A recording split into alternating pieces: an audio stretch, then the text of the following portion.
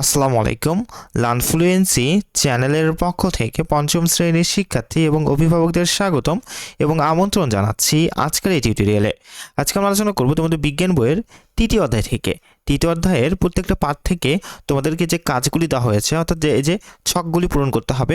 এই ক্লাসে আমরা এই অধ্যায় থেকে প্রত্যেকটা ছক পূরণ করে ফেলবো এবং অনুশীলন থেকে তোমাদেরকে যে বহু নির্বাচনী প্রশ্ন এবং সংক্ষিপ্ত প্রশ্ন এবং বর্ণনামূলক প্রশ্নগুলি দেওয়া হয়েছে, এই ক্লাসে আমরা সেগুলোরও সমাধান বা উত্তরগুলি করে ফেলবো। তো চলো আলোচনাটি শুরু করা যাক। শুরু করছি পরম করুণাময় মহান আল্লাহ তাআলার নামে। তো দেখো, এই অনুশীলনের শুরুতে যদি চলে আসো, এই অধ্যায়ের শুরুতে যদি তোমরা চলে আসো, সর্বপ্রথম দেখতে পারবে তোমাদেরকে প্রথমেই এই যে একটি ছক পূরণ করতে বলা হয়েছে, তাই না? তো এখানে মূলত তোমাদেরকে খাদ্যদলের নামগুলি বলা হয়েছে শর্করা, আমিষ, স্নেহ বা চর্বি এবং ভিটামিনগুলি। আর আমরা কি কি খাবার থেকে এই শর্করা পাই সেগুলো তোমাদেরকে এখানে লিখতে হবে, তাই না? কি কি খাবার থেকে আমিষ পাই, স্নেহ পাই এবং ভিটামিন পাই সেগুলো এখানে লিখতে হবে, এবং এগুলোর মধ্যে থেকে তুমি কি খাও সেগুলো এখানে কিন্তু তোমাদেরকে লিখতে হবে। তো চলো পুরো ছকটা আমরা কিভাবে পূরণ করব সেটা একটু দেখে ফেলি। তো এই যে দেখো, ছকটা আমরা তোমাদের জন্য পূরণ করে রেখেছি।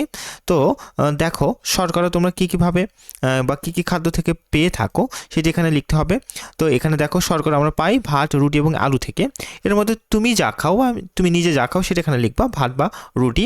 আমিষ পাই আমরা মাছ, মাংস, ডিম থেকে, এবং নিজে কি খাই সেটা হচ্ছে মাছ বা মাংস বা ডিম।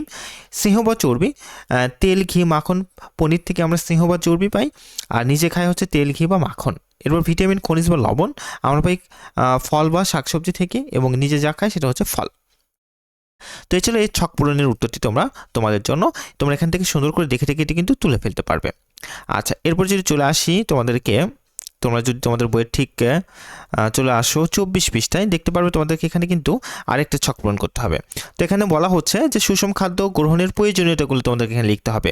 এই যে দেখো, 3টা ছক দেওয়া হয়েছে, 3টা ছকে কিন্তু সুষম খাদ্যের প্রয়োজনীয়তাগুলি লিখতে হবে। তো দেখো, 3টা ছকে তোমরা কি কি লিখবা আমি কিন্তু তোমাদেরকে এখানে করে দিয়েছি। 1 নম্বর ছকে লিখবা দেহের বৃদ্ধি সাধনের প্রয়োজন সুষম খাদ্য, মস্তিষ্কের সুস্থতা বজায় রাখতে প্রয়োজন সুষম খাদ্য, এবং রোগ প্রতিরোধে প্রয়োজন হচ্ছে সুষম খাদ্য। আশা করি বুঝতে পেরেছ। এরপর যদি তোমরা তোমাদের বইয়ের ঠিক 25 পৃষ্ঠায় চলে যাও, দেখতে পারবে এখানে কিন্তু তোমাদেরকে আরেকটি ছক পূরণ করতে হবে, তাই না? তো এই ছকে তোমাদেরকে বলা হচ্ছে সময় মতো খাদ্য গ্রহণের গুরুত্বগুলি তোমাদের এখানে লিখতে হবে। একদম 1টা, 2টা, 3টা এবং 4টা, 5টা গুরুত্বপূর্ণ পয়েন্টগুলি এখানে লিখতে হবে। তো দেখো, আমরা তোমাদের জন্য এখানে লিখে রেখেছি, তোমরা একটু ভালো করে দেখে নিবা যে সময় মতো খাদ্য গ্রহণের গুরুত্বগুলি। 1 বা ক নাম্বার, শরীর সুস্থ ও কর্মক্ষম থাকে। খ, মস্তিষ্কের কর্মক্ষমতা বৃদ্ধি পায়। গ, শিশুর শারীরিক ও মানসিক বিকাশ সঠিকভাবে হয়। ঘ, রোগ প্রতিরোধ ক্ষমতা বৃদ্ধি পায়। ম, পরিপাক প্রক্রিয়া স্বাভাবিক থাকে। এরপরে যদি তোমরা তোমাদের বইয়ে চলে যাও, দেখতে পারবা তোমাদের এখান থেকে 26 পৃষ্ঠায় আরেকটা ছক পূরণ করতে হবে, তাই না? তো আমরা এই ছক পূরণের উত্তরটিও একটু দেখে ফেলি, চলো। তো দেখো, এখানে মূলত তোমাদেরকে বলা হচ্ছে কি যে দেখো যে নিয়মিত খাদ্য গ্রহণের প্রভাবের ফলে কি কি হয়, আর অনিয়মিত খাদ্য গ্রহণের প্রভাবের ফলে কি হয়। এখানে তোমাদেরকে একটি করে লিখে দেওয়া হয়েছে, বাকি 3টে কিন্তু তোমাদেরকে লিখতে হবে, তাই না? তো চলো আমরা উত্তরগুলি একটু দেখে নিই। দেখো, নিয়মিত খাদ্য গ্রহণের প্রভাবে শরীর সুস্থ কর্মক্ষম থাকে, রোগ প্রতিরোধ ক্ষমতা বাড়ে, শরীরের স্বাভাবিক বৃদ্ধি হয়, পর্যাপ্ত শক্তি পাওয়া যায়। এই যে 3টে তোমরা এখানে ছকে লিখে ফেলবা। এরপর অনিয়মিত খাদ্য গ্রহণের প্রভাব কি কি দেখো, শরীরের কর্মক্ষমতা হ্রাস পায়, রোগ প্রতিরোধ ক্ষমতা কমে যায়, ওজন হ্রাস বা বৃদ্ধি পেতে পারে, ক্লান্তি অনুভব হতে পারে, তাই না? এখানে এই 3টে কিন্তু তোমাদের জন্য উত্তরটি হবে। আচ্ছা, এরপরের অংশে যদি চলে আসো তোমরা, ঠিক তোমাদের বইয়ের 27 পৃষ্ঠায় দেখতে পারবে তোমাদেরকে এখানে আরেকটি ছক দেওয়া হয়েছে। এখানে কিন্তু লিখতে হবে তোমাদেরকে যে খাদ্যর নাম এবং খাদ্য সংরক্ষণের উপায়, অর্থাৎ ধান এবং গম তোমরা কিভাবে সংরক্ষণ করতে পারবা। এটা কিন্তু সংরক্ষণ করা যাবে শুকিয়ে। এরপর এরকমভাবে তোমাদের আরও কিছু খাবারের নাম লিখতে হবে এবং সেগুলি কিভাবে সংরক্ষণ করা যাবে সেগুলো কিন্তু পাশের এর ছকে লিখতে হবে, তাই না? তো দেখো, আমরা কিভাবে এর ছকটি পূরণ করেছি তোমরা একটু দেখে নাও। আচ্ছা,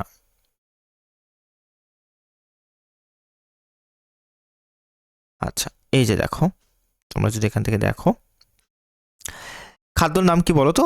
ধান আর গম। এই খাদ্য সংরক্ষণের উপায় হচ্ছে শুকিয়ে সংরক্ষণ করা। আলু বা মটরশুঁটি, এটি সংরক্ষণ করা যাবে রেফ্রিজারেটরে। এরপর খাদ্যর নাম মাছ বা মাংস, এটি সংরক্ষণ করা যাবে কিউরিং করে।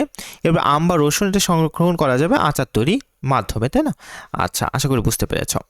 এরপরে যদি তোমরা চলে আসো তোমাদের বইয়ে এরপর তোমরা তোমাদের বই দেখতে পারবে 29 পৃষ্ঠে তোমাদেরকে আরেকটা ছক পূরণ করতে হবে, তাই না? খাদ্য সংরক্ষণের গুরুত্বগুলো তোমাদেরকে প্রত্যেকটা পয়েন্টে এখানে লিখতে হবে।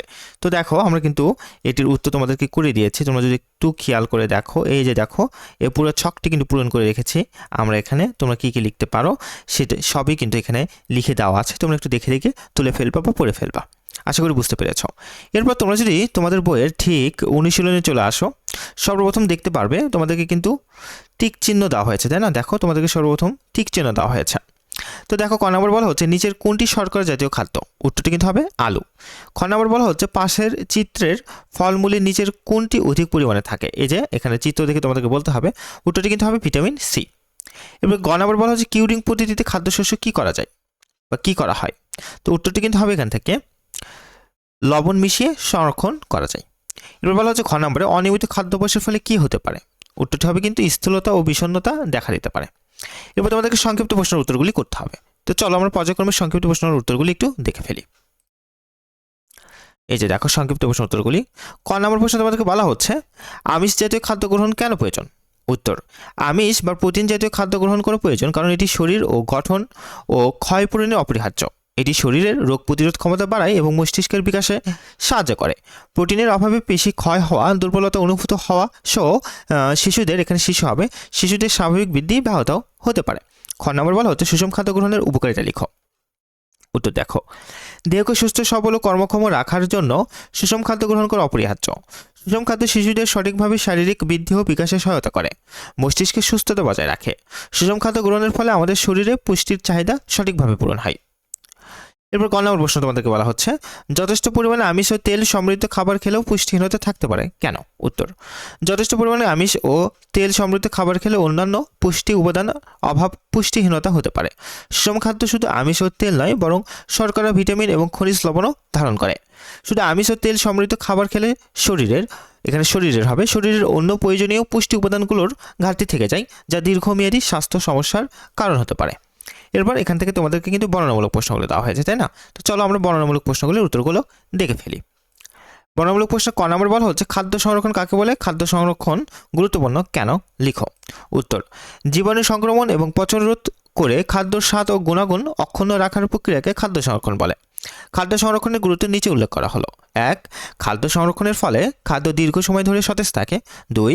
খাদ্যের গুণগত মান অক্ষুণ্ণ থাকে। 3. দ্রুত পচন থেকে খাদ্যকে রক্ষা করা যায়। 4. খাদ্য সংরক্ষণের ফলে কোনো মৌসুমের উৎপাদিত বাদ্য বা এখানে খাদ্য হবে উৎপাদিত খাদ্য সারা বছর ধরে পাওয়া যায়। এবার খ নম্বর বলা হচ্ছে নিয়মিত খাদ্য গ্রহণ কীভাবে আমাদের স্বাস্থ্য রক্ষায় ভূমিকা রাখে। উত্তরটি দেখো সুস্থ থাকতে সুষম পুষ্টিকর খাদ্যের পাশাপাশি নিয়মিত সঠিক সময়ে খাদ্য গ্রহণ করা অত্যন্ত গুরুত্বপূর্ণ। আমাদের শরীরে খাদ্য পরিপাকের জন্য নানা ধরনের উপাদান কাজ করে। অনিয়মিত ও বিশৃঙ্খল খাদ্যাভ্যাস বিভিন্ন ধরনের স্বাস্থ্য ঝুঁকি বাড়ায়, তাই নিয়মিত সঠিক সময়ে খাদ্য গ্রহণ আমাদের স্বাস্থ্য রক্ষার নিম্নোক্ত ভূমিকা পালন করে। 1. শরীর সুস্থ কর্মক্ষম করে তোলে। 2. মস্তিষ্কের কর্মক্ষমতা বৃদ্ধি করে। 3. শিশুর শারীরিক ও মানসিক বিকাশ সঠিকভাবে হয়। 4. আলসার ও বদহজম হওয়ার ঝুঁকি হ্রাস করে।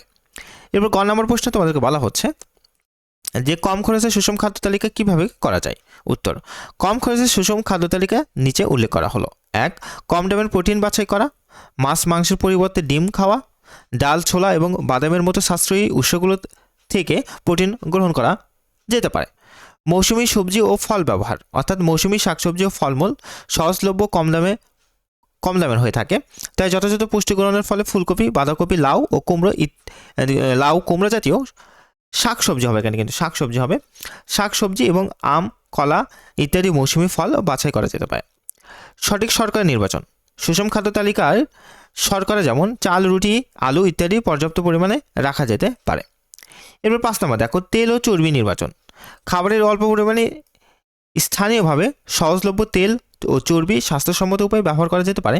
এছাড়া হজমের সহায়তায় ও শরীরের পানির চাহিদা মেটাতে পর্যাপ্ত পানি পান করা উচিত। তো এই ছিল তোমাদের জন্য আজকের আলোচনাটি। ভিডিওটি ভালো লেগে থাকলে লাইক দেবে এবং অবশ্যই লার্নফ্লুয়েন্সি চ্যানেলটিকে সাবস্ক্রাইব করবে। আমরা কিন্তু এইভাবেই ধারাবাহিকভাবে তোমাদের প্রত্যেকটা অধ্যায়ের সমাধানগুলি দিয়ে দেবো ইনশাআল্লাহ। ভালো থেকো, সুস্থ থেকো। আসসালামু আলাইকুম।